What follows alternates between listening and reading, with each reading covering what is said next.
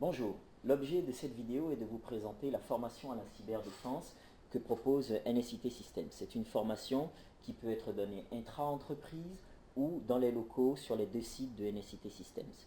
Alors, le concept novateur de cette formation à la cyberdéfense, c'est le concept du serious game, comme disent les anglo-saxons, ou si vous préférez en bon français, une formation sur simulateur, où on va pouvoir faire des mises en situation réalistes, à la fois sur les attaques, et sur l'environnement à défendre pour améliorer les compétences techniques de réponse aux cyberattaques. Naturellement, dans ce simulateur, on va pouvoir avoir tous les composants d'un réseau d'entreprise, à savoir SIEM, outils d'investigation, des systèmes, de bases de données, etc., tous les équipements de sécurité et de production. À l'issue de chaque journée de formation, il y a un système de débriefing et d'évaluation des performances pour mesurer l'acquisition des savoir-faire techniques et l'amélioration des procédures opérationnelles des stagiaires en tant qu'équipe.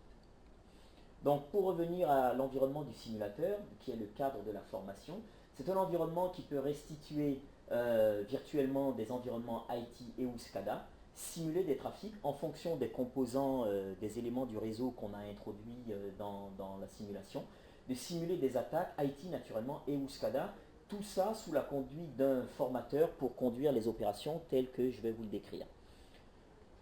La formation est au-delà de la technique, comme je le disais, orientée opération. Ça veut dire que le système génère une large gamme de scénarios de cyberattaques, parmi les plus récentes. Le formateur peut lui générer un niveau d'impact ou de furtivité de l'attaque en fonction de la progression des stagiaires ou de leur niveau dès le début du cours. Et je rappelle que tous ces scénarios d'attaque et de défense, tout ça, toute la formation se déroule dans un réseau virtuel qui a été configuré au début de la formation. Alors, pour illustrer la formation, voici une journée type. Au départ, en début de journée, il va y avoir une configuration des réseaux au plus près des réseaux d'entreprise d'où viennent les stagiaires, configuration des équipements sécurisés, de l'injection du trafic qui va correspondre aux équipements qui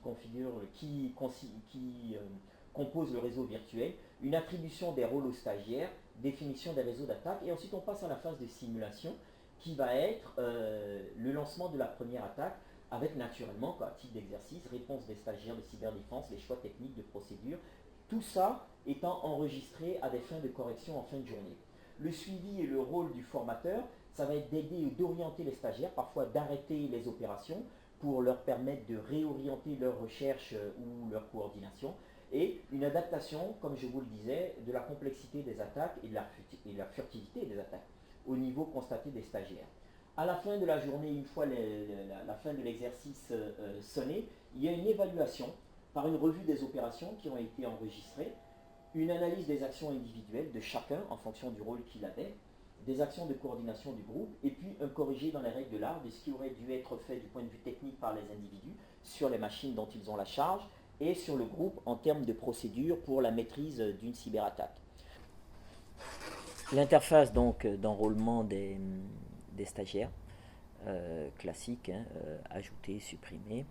Et je vais là arriver à la définition d'une session de training de façon classique à travers un wizard dont je rentre le titre suivi d'un commentaire qui est libre. Je clique sur Next et là je vais faire une assignation des rôles dévolus aux stagiaires pour cette session d'entraînement. Je suis le wizard, je clique sur Next. J'ai une définition du réseau, de l'entreprise, au plus près de celui qu'auront à défendre les stagiaires de retour en entreprise.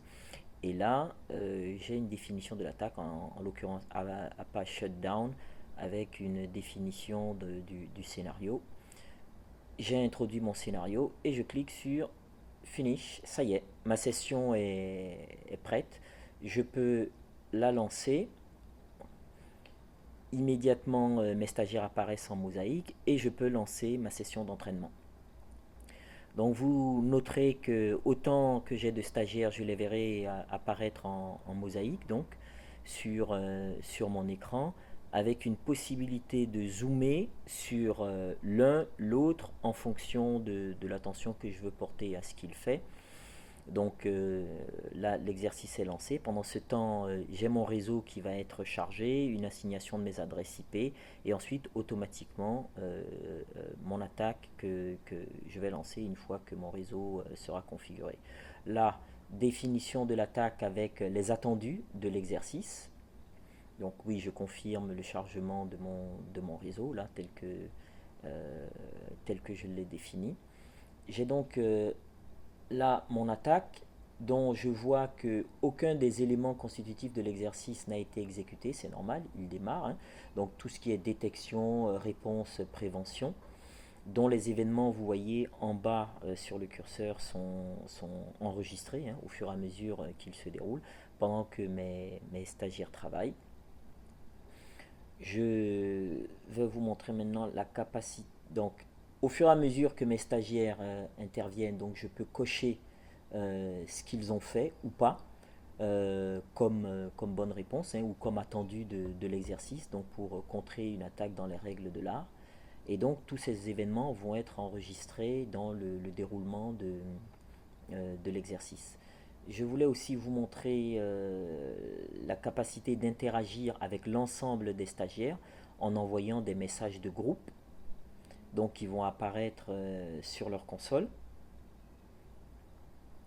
Voilà, sur ce qu'aurait pu manquer ou pas un stagiaire ou une orientation générale, ou envoyer des messages ou un message à un stagiaire en particulier que je vais sélectionner grâce à la petite icône en bas à droite qui va me permettre de dire quel est le destinataire du message que j'envoie. Donc mon exercice continue, là je vais à des fins didactiques arrêter l'exercice là pour qu'on passe à la phase débriefing, mais j'attire votre attention sur le fait que l'exercice peut être arrêté en cours d'exécution pour une mise au point et ensuite être relancé aussi facilement que vous venez de le voir. Donc je suis passé à la phase débriefing. Avec cet écran qui apparaît, à gauche l'ensemble des participants, à droite la description des événements majeurs, et puis au milieu mon curseur qui va me permettre de dérouler ou d'arrêter l'enregistrement, et à gauche tous les éléments constitutifs du scénario que je voudrais visionner. Donc je lance l'historique. Vous noterez en bas que j'ai un curseur que je peux faire avancer aux jalons sur lesquels je veux fournir des explications aux stagiaires. J'ai ensuite sur l'ensemble de mon attaque, donc les éléments qui ont été réalisés par les stagiaires ou ceux qu'ils ont manqué, sur lesquels il y aura des commentaires individuels et de groupe, une possibilité de revoir le réseau sur lequel a été exécuté l'exercice. Et puis j'arrête là mon débriefing pour vous montrer le panneau évaluation des stagiaires qui va permettre à chacun de définir durant l'exercice son niveau technique, sa capacité de coordination et les attendus qu'il avait par rapport à son rôle dans l'exercice pour obtenir un total afin qu'il puisse mesurer sa progression sur l'ensemble de l'exercice. Ceci conclut la présentation du simulateur de formation à la cyberdéfense. Cette formation est disponible en modules de 3, 4 et 5 jours. Merci d'avoir suivi cette présentation.